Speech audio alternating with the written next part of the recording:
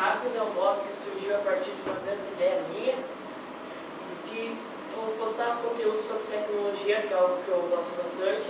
Possui um design, é um blog simples, mas com bom conteúdo, eu garanto para vocês.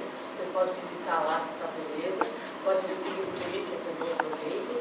Então, tá muito. O blog fala sobre tecnologias, diferentes assuntos.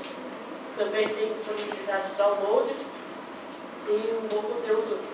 Tem, por exemplo, sobre o iPhone, o iPad e novas tecnologias, e pode participar das enquetes. Existe uma grande interação com o público.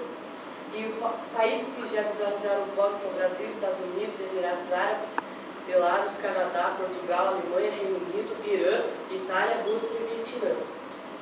E as visualizações de páginas por navegador, 66% é do Internet Explorer, 17% é do Chrome, 12% do Firefox, 1% do Hotmail, menos 1%, quase menor que 1% Firebird e 1% Safari.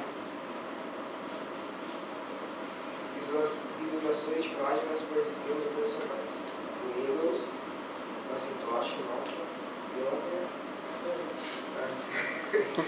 O blog possui também sobre campanhas, rumores que são os boatos que ocorrem muito na tecnologia, downloads, como eu falei, e entre confrontos, vamos dizer,